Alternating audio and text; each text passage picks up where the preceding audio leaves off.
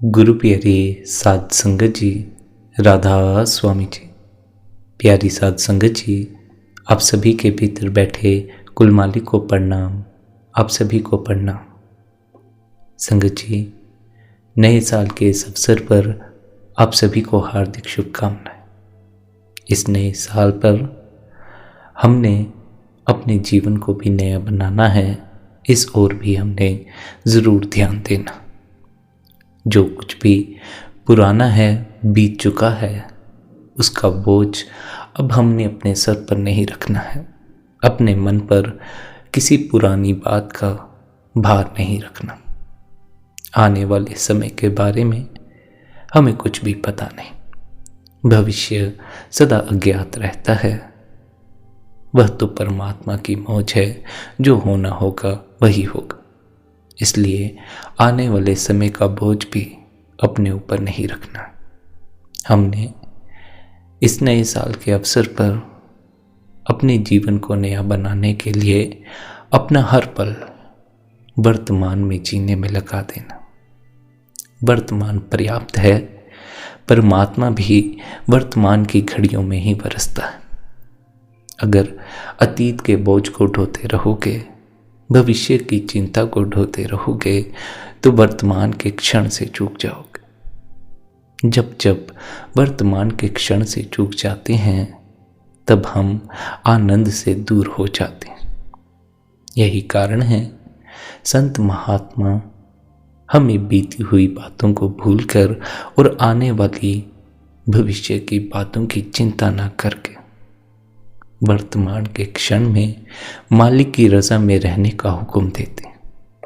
वे कहते हैं, अगर तुझे परमात्मा पर सच्चा विश्वास है तो उस मालिक पर यह भी विश्वास रख, वह जो कर रहा है, उसने जो तेरे भविष्य के बारे में सोचा होगा वह भी भला ही सोचा होगा।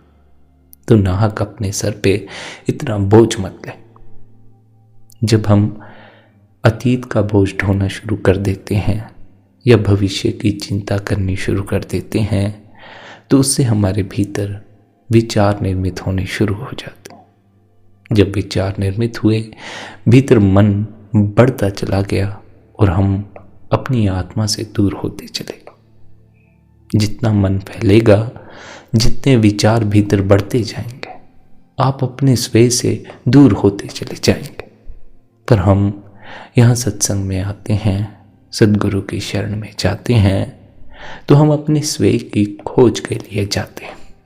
हम नामदान लेते हैं या कोई अन्य किसी और मार्ग से चलता, तो स्वयं की खोज के लिए चलता है, ना कि मन के फैलाव के लिए। इसलिए हमें इस ओर ज़रूर ध्यान देना चाहिए। हम जिस मार्ग पर चल रहे हैं, क्या हम सही चल रहे हैं या नहीं। अगर हम रूहानियत के मार्ग पर भी संसारिक इच्छाएं लेकर चल रहे हैं, तब शायद हमसे कहीं भूल होगी। क्योंकि इस मार्ग पर तो हर इच्छा को छोड़ देना होता है, ना कि परमात्मा, नाम या अंतस के अनुभवों की इच्छा को जन्म दे लेना। हम संसार की इच्छाएं छोड़कर परलोक की इच्छाएं करना शुरू कर देते हैं। ऐसे में भीतर विचार ही निर्मित होते हैं, सत्य का अनुभव नहीं होता, मन का पर्दा दूर नहीं होता। मन के पर्दे पर चलते ये विचार पूरा जीवन यूं ही व्यतीत करवा देते हैं और हमारी सारी शक्ति मन के लिए ही खर्च हो जाती। यह जीवन ऊर्जा जो हर पल हमारे भीतर बरस रही है, इसका इस्तेमाल हम परमात्मा में उतर जाने के लिए कर सकते हैं। पर यदि कोई बाहर मुखी हो जाए, धन, काम, क्रोध इन्हीं में उलझ जाए, तो उसकी जीवन शक्ति उसे अपने स्वयं के अनुभव तक ले जा नहीं पाती। संत हमें बाहरमुखी न होकर अंतर्मुखी होने का उपदेश इसीलिए देते हैं, क्योंकि जो अंतर्मुखी होने लगता है वह परमात्मा के करीब हो जाता, वही सच्चा धार्मिक बनता। जितना बाहरमुखी होते जाओगे, अधार्मिक होते जाओगे, मन फैलता जाएगा, अपने ही भीतर बोझ मालूम पड़ना शुरू हो जाएगा। जितना अंतर्मुखी होते जाओगे, मन का बोझ भी हल्का होता जाएगा। संसार के जो दुख, जो डर पकड़े हुए हैं, ये भी छूटते चले जाएंगे और परमात्मा की मौजूदगी का अनुभव होना भी शुरू हो जाएगा। यह बात सदा स्मरण रखें। संत जब कहते हैं अंतस में आनंद उपलब्ध होगा, तो अंतस में आनंद का अनुभव तब होता है जब आप परमात्मा के करीब होते। भीतर तो मन भी है, अगर मन के करीब बैठ जाओगे तो आनंद अनुभव नहीं होगा, फिर तो उलझने, चिंताएं और बीती हुई बातें ही याद आएंगी। इसलिए जब ध्यान में बैठते हो तो अपना निरीक्षण करो और देखो परमात्मा के करीब बैठे हो या मन के करीब बैठे हो। अगर वही संसार की बातें भीतर चल रही हैं, वही शोर है, वही मोह है, वही काम है, तो समझो अभी परमात्मा के करीब ना पहुंचे। अभी यात्रा और है, अभी और हिम्मत करो और अपने आप को और गहरे उतर जाने दो। इन विचारों को भी छोड़ते चले जाओ। अगर विचार परमात्मा का भी आ जाए, गुरु का भी आ जाए, तो उस विचार को भी छोड़ दो, क्योंकि विचार तुम्हें तुम्हारे अहम से जोड़े रखेगा और परमात्मा में उतरने ना देगा। परमात्मा में उतरने के लिए हर विचार को छोड़ दो, मन की पूरी पकड़ छोड़ दो, उसके आगे समर्पित हो जाओ। तब आनंद बरसना शुरू होगा जब परमात्मा के करीब पहुंच जाओगे, अपनी आत्मा के करीब पहुंच जाओ। वरना तो आंख बंद करके बैठे रहो, मन के साथ बैठे रहो, 10 साल बैठे रहो, 50 साल बैठे रहो, दुख ही दुख बना रहेगा, सुख की कोई खबर नहीं। भीतर उतरकर आनंद उन्होंने पाया है जो मन के पार गए हैं। जो मन के पास ही बैठे रहे उन्हें आनंद का अनुभव नहीं होता।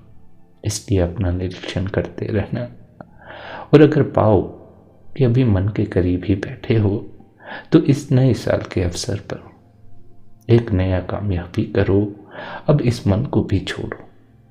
अब मन का साथ छोड़कर बैठना शुरू कर दो। इस मन का भी क्या साथ लेना, यह मन दुनिया की बात ही करता। दुनिया की बातें हमें बाहर मुखी कर देती। जैसे जैसे मन को छोड़ोगे, दुनिया के ख्याल छोड़ोगे, अपने आप ही अंतस की ओर ध्यान मुड़ना शुरू हो जाएगा। आज नहीं कल, जब उस मालिक की मर्जी होगी, जब भी वह अंतस में शून्य का अनुभव बख्शेगा, आपका पूरा जीवन बदल जाएगा।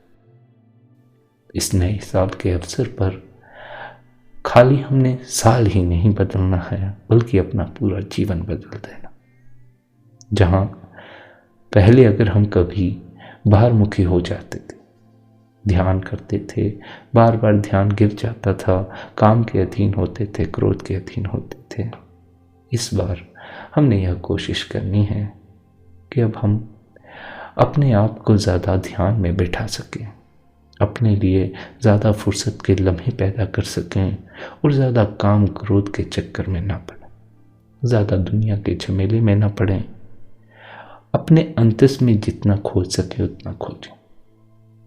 जितना भीतर खोजोगे सुख बढ़ता जाएगा। फिर बाहर किसी के पास जाकर सुख मांगना नहीं पड़ेगा। फिर तो गुरु के पास जाकर भी सुख की मांग नहीं करनी पड़ती। फिर तो दुख में भी सुख है। लेकिन यह अवस्था बड़ी ऊंची अवस्था है। इस अवस्था तक आने के लिए साधक को निरंतर ध्यान में, निर्विचार की अवस्था में ठहरने के लिए कुछ समय जरूर बिताना चाहिए। आज हमारा जीवन इतना व्यस्त है कि हमारा मन हर पल दौड़ में पड़ा हुआ है। इस मन को ठहरने के लिए कुछ समय दो। रोज आधा घंटा, 1 घंटा मन को ठहरने दो। जैसे जैसे मन का ठहरना अनुभव में आएगा, आपके लिए अपने होश को संभाले रखना आसान हो जाए। मन जो कुछ कहे इसके साक्षी हो जाओ। मन धीरे धीरे गिरना शुरू हो जाए, पर यह निरंतर अभ्यास से होता है। अगर हम निरंतर अभ्यास नहीं करते और ऐसी कामना लेकर बैठे हैं कि परमात्मा हम पर बरस जाए, तब फिर इसमें किसी का कोई कसूर नहीं है। हमें अपना प्रयास ज़रूर करना चाहिए। रोज़ अपने होश को थोड़ा थोड़ा ज़रूर जगाना चाहिए। हम दूसरों के भरोसे बैठे रहते, मालिक के भरोसे बैठे रहते हैं या सद्गुरु के भरोसे बैठे रहते। बहुत से सत्संगी हैं जो इस भरोसे बैठे हैं, खुद जीवन भर कुछ नहीं करना है, सब गुरु की कृपा से मिला हुआ है, मार्ग पता है, कैसे चलना है, कैसे उन्नति करनी है, सब गुरु ने समझाया है, फिर भी खुद कुछ नहीं करना, इस भरोसे बैठे रहना है। आखिर में गुरु आएंगे और हाथ पकड़कर सचखंड में साथ ले जाएंगे। अगर कोई ऐसे भुलेखे में बैठा हो तो उसे यह स्मरण रखना चाहिए, अंतस का मार्ग अकेले का मार्ग। इस मार्ग पर अकेले ही मालिक तक पहुंचना पड़ता है। एक दल ऐसा आता है जहां गुरु से भी अपना मार्ग अलग कर लेना पड़ता। प्रेम गली अति सांकरी, यह गली इतनी सांकरी है, यहाँ दो समा ही नहीं सकते। यहाँ तो जब गुरु और शिष्य एक हो जाते हैं तभी शिष्य मालिक के द्वार तक पहुँचता। जब तक शिष्य के भीतर गुरु और अपने भीतर भेद बना हुआ है, दो बने हुए हैं, वह देहधारी गुरु को देहधारी गुरु ही देखता। देहधारी गुरु के असल नाम स्वरूप की पहचान अपने भीतर नहीं कर पाता, तब तक वह परमात्मा की प्रेम गली में जा नहीं सकता। यहाँ दो नहीं जाते, एक जाता है, अकेले जाना पड़ता है। इसलिए अकेले चलने की हिम्मत करो, किसी के भरोसे मत बैठो। परमात्मा सदा उन पर कृपा करता है जो अंतस के मार्ग पर उन्नति करने के लिए अकेले चल रहे हैं। गुरु की कृपा भी उन पर ही होती है। परमात्मा गुरु से मिलाप भी उनके ही करवाता है जो अकेले चलने की हिम्मत करते। गुरु हमारे जीवन को रूपांतरित कर देता। गुरु का होना भी बड़ा ज़रूरी है, क्योंकि कई बार जब साधक अकेला मार्ग पर उन्नति करने लगता है तो उसे अहंकार पकड़ लेता। अगर गुरु जीवन में मौजूद हो तो अहंकार के उठने का सवाल नहीं होता, क्योंकि गुरु शिष्य पर बार बार चोट मारता है और उसके अहंकार को पूरी तरह तोड़ देता। आखिर में फिर शिष्य निरअहंकारी होकर कुल मालिक के आगे अपने आप को समर्पित कर देता। और जब समर्पण पूर्ण हो जाता, जब परमात्मा के करीब पहुंच जाते हो, उसमें एक हो जाते, तब आनंद अनुभव होता। वरना तो रोज सत्संग में सुनते रहो, अंतस में बड़ा आनंद है, बड़ी मस्ती है, ऐसा सुन लेने से आपके जीवन के दुख दूर नहीं हो जाएंगे। आपकी परेशानियां या आपको अपने भीतर जो बोझ मालूम पड़ता वह दूर नहीं हो जाएगा। यह तो तभी दूर होगा जब अपनी आत्मा के करीब पहुंचोगे, भीतर बैठे परमात्मा के करीब पहुंचो। और यह पहुंचना आपके अपने हाथ में, कोई दूसरा आपके लिए आपके भीतर की यात्रा नहीं कर सकता। गुरु हमें अकेले चलने की हिम्मत बख्शता। वह हमें बार बार समझाता है, जब तू भीतर जाएगा तो भीतर बहुत सी रुकावटें आएंगी। तू इस मार्ग पर अकेला जा रहा है, वह मालिक तेरे साथ है, पर अभी तुझे उसके होने का पता नहीं, इसलिए भय भी लगेगा, मृत्यु का डर भी आ सकता है। इन सब बातों के बावजूद तुझे उस मालिक तक पहुंचना, हिम्मत रखनी है, विश्वास रखना। शिष्य तो कमजोर होता ही है, यहीं गुरु की सहायता काम पड़ती, गुरु हिम्मत बख्शता। इसलिए सभी संत महात्मा सद्गुरु की बड़ी महिमा करते। इस नए साल के अवसर पर हमें भी चाहिए हम अपने सद्गुरु के उपदेश की पालना करनी शुरू कर दें। अब यहाँ यह समझ लेते हैं कि सद्गुरु के उपदेश की पालना करनी कौन शुरू कर दे। वे जीव जो बाहर मुखी हैं, धन में रस है, दुनिया में रस है, दुनिया वालों में रस है, वे तो सद्गुरु के उपदेश की पालना नहीं करते। सद्गुरु का असल उपदेश क्या है? सद्गुरु का असल उपदेश अपनी सुरत की पहचान करना, ईमानदारी। यह तो शरीर की व्यवस्था है। ईमानदारी से जीवन जियोगे तो शरीर के लिए भला होगा, लेकिन सद्गुरु का असल उपदेश सुरत की पहचान करना, हम ईमानदार बन जाते हैं, सेवा करनी शुरू कर देते हैं, गुरु के वे हुक्म मानने शुरू कर देते हैं जो हुक्म फिर भी हमें दुनिया से ही जोड़े रखते। उस हुक्म की कभी पालना नहीं करेंगे जिस हुक्म को मान लेने से अपनी आत्मा अंतस में बज रहे नाम या भीतर बैठे मालिक से मिलाप हो जाए। यह एक ऐसा हुक्म बड़े बिरले जीव मानते हैं। अव्वल तो हमें चाहिए कि इतने समय से हम अपने जीवन को दुख में यूं ही व्यतीत कर रहे हैं, भला यह होगा एक बार सद्गुरु का उपदेश मानकर भीतर उतर कर देख लें। लेकिन भीतर भी बड़े गहरे जाना होगा। अगर उथले उथले ही भीतर गए तो फिर मुश्किल में पड़ जाओगे, क्योंकि उथला उथला तो भीतर मन ही मिलेगा। मन तो पहले ही इतने विचारों से भरा है। मन ने तो अतीत की बातें भी पकड़ रखी हैं, भविष्य की चिंता भी पकड़ रखी। अगर केवल इस तल तक ही पहुंचे, इतने ही गहरे उतरे, तो फिर और दुविधा हो जाएगी। फिर मन और जोर से सुनाई पड़ना शुरू हो जाएगा, मन का शोर बढ़ता चला जाएगा और भीतर उतरने का जी ही नहीं करेगा। फिर और बाहर मुखी हो जाओगे, भीतर देखना ही नहीं जाओगे। इसलिए संत हमें बार बार समझाते हैं कि जब हमें भीतर मन दिखाई पड़े तो हमें घबराना नहीं चाहिए। चाहे विचार कितना ही बुरा आ जाए, चाहे ख्याल कितना ही चिंता से भरा हुआ हो, कैसी भी बात हो, जो भी हमने दबाया है वही हमारे सामने आया है। अगर हम मन के इस उपद्रव से बचना चाहते हैं तो हमें मन के साक्षी होकर बने रहना होगा। ध्यान के समय मन जो कुछ बोले बस इसको साक्षी होकर देखते रहो, सुनते रहो। धीरे धीरे इसकी हर बात दूर होती चली जाएगी, इसका शोर दूर होता चला जाएगा। अगर सब्र रखकर बैठे रहे, एक क्षण ऐसा आएगा भीतर मन नहीं बचेगा, बचेगा शब्द, फिर शब्द के पार शून्य। जब शब्द में सुर्त को लीन कर दोगे तो शब्द आपको ऐसे तल पर ले जाएगा जहां आप अंतस में शून्य का अनुभव करेंगे। कुछ भी नहीं और सब कुछ प्राप्त हो जाता। संत महात्मा जो कहते हैं खाली हाथ होकर भी हमारे हाथ भरे हुए हैं, वे इस भीतर के शून्य की बात ही करते। जो इस शून्य में समा जाता है वह समस्त हो जाता।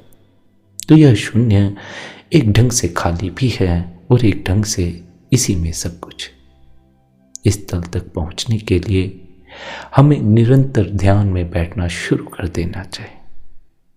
यह अपने अपने ऊपर है किसे अपने जीवन को कैसा बनाना। अगर बाहरमुखी जीवन बनाना है तो संसारिक नियमों के अधीन चलते रहो, संसारिक कामकाजों में उलझे रहो, मन के विकारों में उलझे रहो। पर यदि अपने जीवन को अपने सद्गुरु की तरह या उन संत महात्माओं की तरह बनाना है जिन्होंने जीवन में आनंद का स्वाद जगा, तो बाहरमुखी से अपने ध्यान को अंतर्मुखी करो। रोज कुछ समय निकाल कर मन का निरीक्षण करो, अपना निरीक्षण करो। देखो क्या परमात्मा के करीब जा रहे हो या आप भी दुनिया के करीब ही जा रहे हो। जो मालिक के करीब ले जाता हो उसका संग करो, जो मालिक का दीदार कराता हो वैसे दृश्य देखो, जो मालिक की बात सुनाता हो वैसा सत्संग सुनो।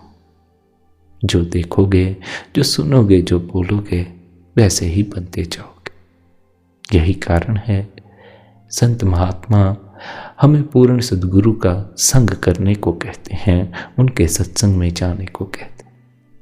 जब बार बार हम अपने सद्गुरु द्वारा परमात्मा की ही बात सुनते हैं, दुनिया की बात कोई वो करते ही नहीं। मोह, काम, क्रोध इनमें उलझने को कहते नहीं, मालिक के स्मरण में जीवन बिताने को कहते हैं। तो कभी ना कभी हमारे कान में, हमारी समझ में यह बात पड़ जाती है और हमारा जीवन बदलना शुरू हो जाता। हमें बाहरी सेवा के साथ साथ आंतरिक सेवा की ओर भी ध्यान देना।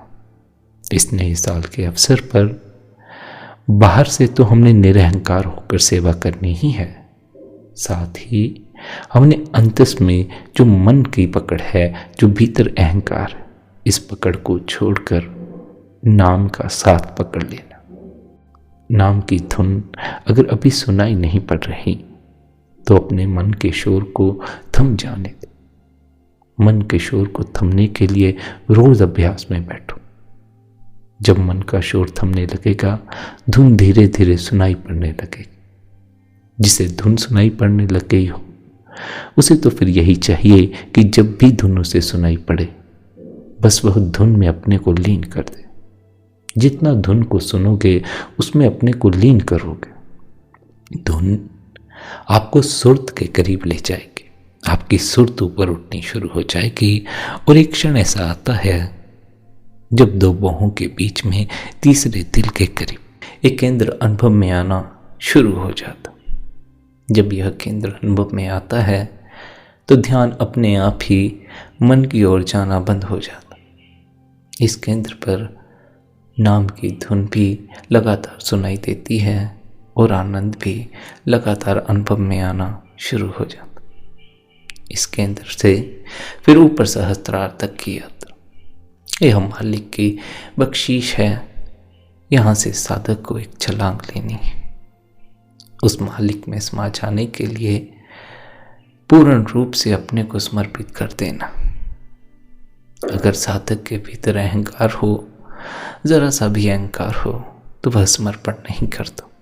इसलिए सद्गुरु की बड़ी कृपा है कि सद्गुरु जीवन में आकर हमारे अहंकार को छुड़वा देते। सद्गुरु हमें हमारे देह के परे हमारे असल स्वरूप का अनुभव भी करवा देते। संतों की बड़ी कृपा है, संत इस संसार में होते रहे हैं, इसलिए सत्य को प्राप्त करने वाले भी इस संसार में होते रहे। अगर वह मालिक सद्गुरु का चोला पहनकर हम जीवों के बीच ना आता तो हम जीव बस अपनी समस्याओं में, मन की बातों में, दुनिया में ही खोए रहते। सबकी अपनी अपनी परेशानियां हैं, अपने अपने विचार हैं, अपनी अपनी जिज्ञासा। किसी का सुख किसी बात में है, किसी का सुख किसी बात में। अगर कोई एक चीज है जो हम सभी को सुखी कर सकती तो वह केवल परमात्मा। दुनिया की तो लाखों चीजें इकट्ठी करते रहो, पता नहीं किस में सुख मिले किस में ना मिले, लेकिन मालिक के करीब पहुंच जाओ तो सुख ही सुख है। पर यह सुख धन की सुख जैसा नहीं है। पर जिसे धन में सुख दिखाई पड़ता हो उसे मालिक में कैसा सुख दिखाई पड़ा। धन से अच्छे मकान, अच्छी गाड़ियां खरीदी जा सकती हैं, परमात्मा से मकान थोड़ी खरीदे जा सकते। इसलिए बाहरमुखी जीव मालिक को छोड़कर धन को इकट्ठा करना शुरू कर देता। भूल जाता है एक दिन यह देह छोड़ देनी। यह देह जिसके लिए धन जुटाया जा रहा है, सारी व्यवस्था की जा रही है, इसने साथ नहीं देना। जिस मालिक ने साथ देना है उसकी कोई खबर नहीं। इस नए साल के अवसर पर हमें चाहिए कि हम अपने भीतर सत्य की पहचान करें, कि सत्य की अपने इस देह स्वरूप के परे अपने आत्म स्वरूप की पहचान करें। अगर अब भी यह सत्य दिखाई नहीं पड़ता कि यह मिट्टी का चोला छूट जाएगा, तब फिर कब दिखाई पड़ेगा जब यह गिर जाएगा और बस में कुछ ना रह जाएगा। अगर जीते जी सत्य अनुभव में ना आए, अपने अंतस की पहचान ना की, तो बाद में मौका हाथ नहीं आएगा। फिर नया जन्म है, शुरुआत से यात्रा शुरू करनी होगी, बड़ी लंबी यात्रा। जन्मों जन्मों से भटकती सुरत न जाने कितने जन्मों तक भटकती रह जाएगी। इस जन्म को लेके लगाना है, अपने आप को मालिक के आगे समर्पित करो। और स्मरण रहे, जब तक मालिक के आगे पूर्ण समर्पण न हो तब तक आनंद का अनुभव होना शुरू नहीं हो। अगर समर्पण भी अहंकार की पुष्टि के लिए किया जा रहा है, दुनिया को दिखाने के लिए किया जा रहा है कि मैंने तो समर्पण कर दिया, तो यह समर्पण ना हुआ। इससे भी फिर भीतर बोझ ही बढ़ेगा, आनंद नहीं आएगा। हमें भीतर से निर्बोझ निरअहंकार और आनंद का अनुभव करना है, इसलिए हमें मन का साथ भी छोड़ना है और अपने अहंकार को भी छोड़ना है, दिखावे को भी छोड़ना। अगर कोई ऐसा जीव है जिसे लगता हो कि मैं सेवा के दौरान अपने अहंकार को पोषण दे रहा हूँ, तो उसे सजग हो जाना चाहिए और आगे से जब वे सेवा करें तो अपने अहंकार को बीच में ना लाएं। मालिक की रजा मानकर सेवा करें, जो सेवा मिल जाए उस सेवा को निभाएं। और अगर सेवा के दौरान कोई ऊंची नीची बात हो जाए किसी से, तो इन बातों को अपने हृदय में जगह न दें, उसे भी मालिक का प्रसाद समझकर भूल जाएं।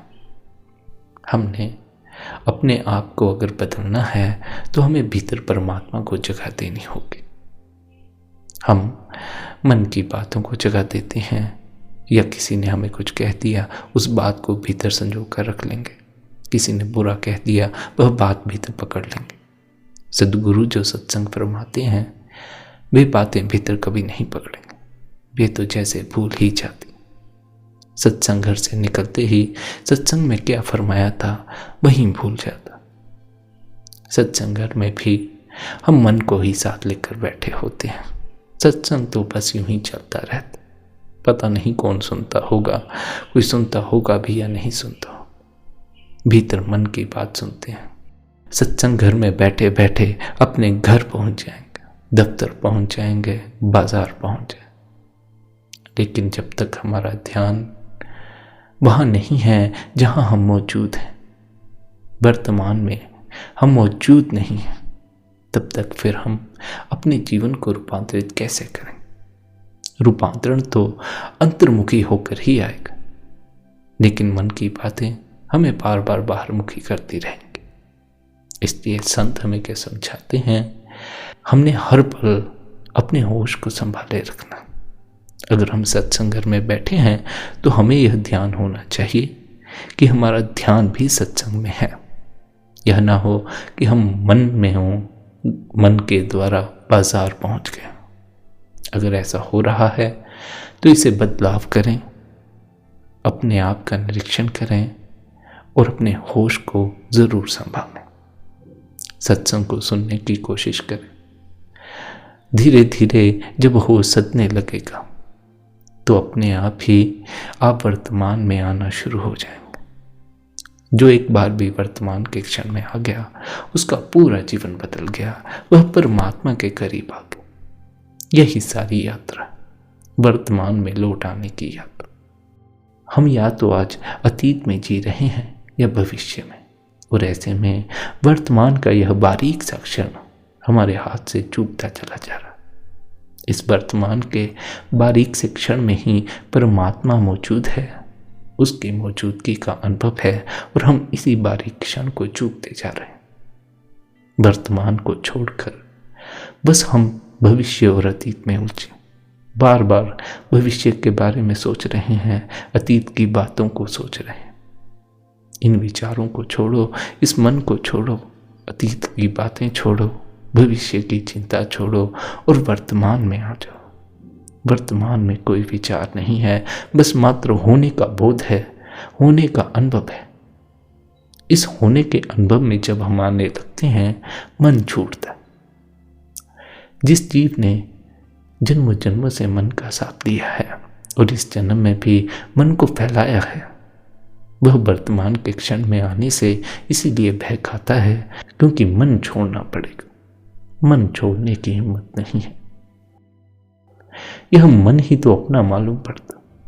यह मन जो दुनिया के स्वाद दिखाता है, दुनिया के सपने दिखाता है, यही तो अपना मालूम पड़ता। बाकी तो दुनिया में जीकर पता चल जाता है यह दुनिया अपनी है या नहीं। मन तो अपना मालूम पड़ता है, पर यह जो मन अपना सा मालूम पड़ता है, यही सबसे गहरी चाल चलता। यह हमें इस धोखे में डाले रखता है कि हाँ भाई, तुम्हें बस इस शरीर के लिए ही जीना, धन के लिए ही जीना है, मोह के लिए ही जीना है, काम के लिए ही जीना। यह मन काल का सेवक है, काल रूहों को अपने अधीन रखना चाहता। रूहों को अधीन रखने के लिए उसने देह का पिंजरा बनाया है और मन को यह ड्यूटी दे रखी है कि रूह को इस बात की पहचान ना हो सके यह देह वह नहीं। हम अपने को देह समझे बैठे, यह मन हमें देह के धोखे में डाले रखता। सद्गुरु की कृपा से अगर सुरत की पहचान करने के मार्ग का पता चला है तो उस मार्ग पर उन्नति जरूर करो, क्योंकि आखिर में सुरत ही काम आएगी, मालिक ही काम आएगा। देह तो छूट ही जानी है, अगर इसके छूटने से पहले कमाई कर लो तो जीवन पूरी तरह रूपांतरित हो जाएगा, फिर सच में जीवन का अनुभव कर सको। अभी तो जिसे जीवन कहते हो यह जीवन भी नहीं है, यह तो मर मर के जीना, जैसे तैसे जीना है, दुख में जीना। जीवन का अर्थ है आनंद ही आनंद। इसलिए संत हमें परमात्मा के लिए अपने जीवन को समर्पित कर देने का उपदेश दे। वे कहते हैं दुनिया वालों के लिए तू इतना जीता, लेकिन ये तेरा आखिर में साथ नहीं निभा सकता, इसलिए तू मालिक के लिए जी। जब तुम मालिक के लिए जिएगा तो वह तेरा साथ अवश्य देगा। अब तो वह मालिक हम सभी का साथ दे रहा, लेकिन यात्रा का भी भेद। जो बाहरमुखी यात्रा कर रहा है वह बाहर की ओर ही उन्नति करेगा। जितना बाहर की ओर उन्नति करेगा सुरत से विमुख हो जाएगा, सत्य से विमुख हो जाएगा और देह के अहंकार से चिपक जाएगा। फिर अपने को देह समझकर देह की खातिर जीता जीता एक दिन देह त्याग बैठेगा। पर जो भीतर की यात्रा करेगा वह एक दिन ऐसे तल पर पहुंच जाएगा जहां देह के मोह से ऊपर उठकर वह अपने असल स्वरूप प्रकाश स्वरूप की पहचान करके सदा के लिए मालिक में समा जाएगा। इन दोनों तरह की यात्राओं के जीव इस संसार में मौजूद हैं। जो जीव मनमुख हैं वे बाहर की यात्रा करते हैं, बाहरमुखी हो जाते हैं, पूरा जीवन बाहर ही बाहर व्यतीत कर देते हैं। फिर दूसरे गुरुमुख कहलाए जाते हैं। हमने गुरुमुख बनना है, अंतर की यात्रा करने वाले, अंतर में बैठे मालिक की पहचान करने वाले। यहाँ यह बात भी हमें सदा स्मरण रखनी चाहिए कि अगर हम गुरुमुख बन रहे हैं, गुरु की कृपा हम पर होगी, यह भी मालिक की हम पर कृपा। अगर परमात्मा बख्शीश ना करे तो हम सच्चे गुरु की शरण में पहुंच भी नहीं सकते। इसलिए हमें तो अपना सौभाग्य मानकर सद्गुरु के उपदेश की पालना जरूर करनी चाहिए। बड़े नसीब से सद्गुरु मिलता है, बड़े नसीब से अंतस में नाम की धुन सुनाई पड़ती। अगर ऐसी बख्शीश हो जाए तो मालिक का बार बार शुक्र करो और भीतर नाम की धुन से अपनी लिव को जोड़ दो। भीतर उतरो, गहरे उतरते जाओ, उस तल तक उतरते चले जाओ जब तक तुम्हें न लगे कि अब तुम परमात्मा में पूरी तरह एक हो गए। जब तुम बचो ही नहीं, बस वह मालिक ही मालिक बचे। ऐसे गहरे उतर जाने के लिए मन को तो छोड़ना ही पड़ेगा, मन की बातों को छोड़ना पड़ेगा और हिम्मत करनी पड़ेगी। रोज ध्यान में बैठना होगा। हम रोज ध्यान में बैठते तो जरूर हैं, लेकिन इस बात को भूल जाते हैं कि जब ध्यान में बैठे होते हैं, ध्यान मन पर नहीं देना होता। मन पर ध्यान रह जाता है, फिर ना तो अंतस के गहराई में उतर पाते हैं, ना ही अंतस के नाम को सुन पाते। फिर ऐसे में बंदगी की नहीं की एक ही हो जाती है। ऐसे में ध्यान किया नहीं किया उसका कोई फल नहीं मिलता। ध्यान का तो अर्थ है निर्विचार होना। स्मरण रखें, जिस दिन भी आप विचारों को छोड़ देंगे, एक क्षण के लिए भी छोड़ देंगे, उसी क्षण आप ध्यान का अनुभव कर लेंगे। फिर चाहे विचार लौट आए और ध्यान का अनुभव खो जाए, पर अगर एक बार के लिए भी जरा सा घड़ी भर को भी निर्विचार होकर ध्यान में उतर जाएं, फिर आपको ध्यान का स्वाद लगना शुरू हो जाए। फिर अपने आप ध्यान आपको खींचेगा। फिर मन नहीं खींचता। मन तब तक ही हमें लुभा सकता है जब तक हमने अपने अंतस में मन से विराट अनुभव, मन से विराट रस नहीं जगा। मन भी मीठा है, मन के स्वाद मीठे हैं, लेकिन इतने मीठे नहीं जितना नाम मीठा है, जितना परमात्मा मीठा। मिठास मिठास की बात। अभी हमने मन के स्वाद इसलिए मीठे लगते हैं क्योंकि हमने इससे ऊपर के रस को नहीं चखा। मन में भी काफ़ी मिठास है, अच्छा लगता। जब भी सद्गुरु मालिक की कृपा से हमें नाम का मीठा रस चखने को मिलता है, अपने आप ही मन फीका लगने लगता, अपने आप ही बेहतर की ओर ध्यान जाना शुरू हो जाता। इसलिए संत हमें क्या समझाते हैं, ऐ प्यारे, रोज उस मालिक से यही प्रार्थना कर कि हे परमात्मा, तुम मुझ पर नाम की बख्शिश कर, मुझे अपने करीब बुला। यह मन जो मुझे मीठा मालूम पड़ता, इसकी मिठास मुझे फीकी लगने लग जाए।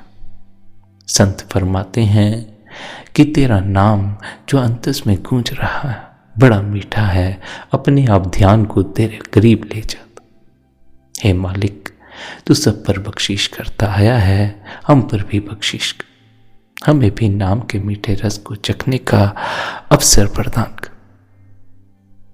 यह अवसर सद्गुरु की कृपा से शिष्य को जरूर मिलता, अगर शिष्य अपनी बंदगी सच्चे हृदय से करता रहे और मालिक पर विश्वास रखे। और यह भी ख्याल रखें कि सद्गुरु के भरोसे नहीं बल्कि सद्गुरु का सहारा लेकर अपने अंतस में मालिक में समा जाना, क्योंकि यह मार्ग दो का मार्ग नहीं है, एक का मार्ग है। तो अगर गुरु के देह स्वरूप के भरोसे बैठे रहे, गुरु के या किसी के भी भरोसे बैठे रहे, तो पता नहीं मार्ग पर उन्नति कर पाओ या ना कर पाओ। यह प्रेम की गली है, बड़ी सांकरी है। अकेले जाने की हिम्मत करना, सद्गुरु से हिम्मत ले लेना, सद्गुरु पर भरोसा रखना। सद्गुरु ने भी ऐसा ही किया था। वे भी अपने भीतर गए, मालिक से मिले, तो उन्हें भी अकेले ही जाना पड़ा।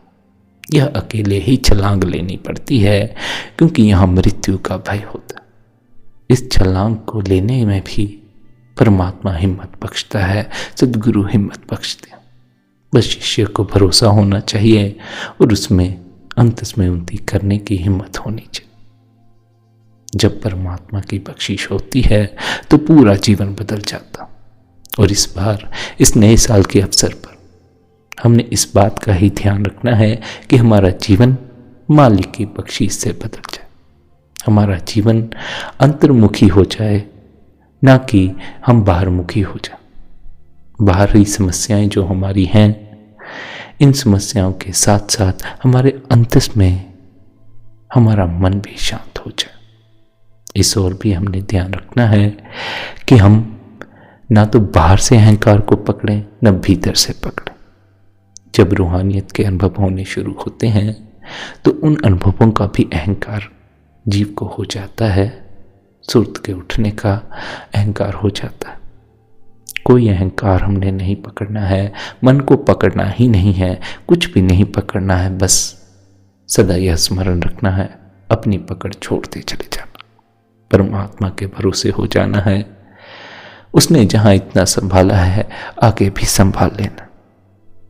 संत मुलुकदास तो कहते हैं, अजगर करे ना चाकरी, पंछी करे ना काम, दास मलुका कह गए सबके दाता राम। तो फिक्र छोड़ दो, बेफिक्र हो जाओ, मालिक के भरोसे हो जाओ। पर भरोसा मालिक पर रखना, ऐसा ना हो बेफिक्र भी हो जाओ और भरोसा मन पर हो, भरोसा दुनिया पर हो, दुनिया वालों पर हो। फिर तो कौन संभाल, फिर तो परमात्मा ही जाने कौन आपकी संभाल करे कौन ना करे। जो मालिक के भरोसे होते हैं, मालिक उनकी संभाल करता है। जो दुनिया वालों के भरोसे हैं, उनका तो दुनिया वाले ही जिम्मेदार होंगे। अपना भरोसा मालिक पर रखो, चाहे जीवन कितना ही कठिन हो, फिर भी अगर मालिक पर विश्वास हो, सब अपने आप ही बेहतर हो जाता। और सब बेहतर में से सबसे बेहतर तो यही है कि आपको अपने अंतस में या तो नाम सुनाई पड़ जाए, या अंतस का कोई अनुभव हो जाए, या परमात्मा के करीब होने का अनुभव हो जाए। यही सबसे बेहतर अनुभव है। बाकी चाहे सांसारिक परेशानियां दूर हों या ना हों, इसकी संत फिक्र नहीं करते। संत कहते हैं मालिक नाम की बख्शिश कर दे, यही बड़ा।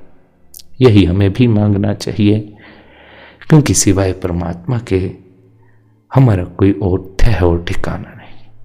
अभी जीवन है, सांसें हैं, इसलिए दुनिया अच्छी लगती है। जब ना रह जाएंगी फिर अकल आती है कि जो परमात्मा सहारा था उसकी ओर तो ध्यान ही नहीं। अभी वक्त है, नया साल है, नया वर्ष है, अपने जीवन को नया बनाना है। इस जीवन को मालिक के स्मरण में, मालिक की रजा में व्यतीत करना। जितना मालिक की रजा में राजी होते जाओगे, सुख भी पाओगे, मन भी ठहरेगा और परमात्मा की कृपा भी होगी। इसी विनती के साथ आज के सत्संग को यहीं पर विश्राम देते हैं। आप सभी को एक बार फिर से नए साल की हार्दिक शुभकामनाएं। अपने जीवन को नया बनाएं, रूपांतरित करें, अंतर्मुखी बनाएं, मालिक के करीब जाएं, उसके करीब बैठकर आनंदित हो जाएं। इसी के साथ आपके भीतर बैठे परमात्मा को प्रणाम, मेरा प्रणाम स्वीकार करें। राधा स्वामी जी।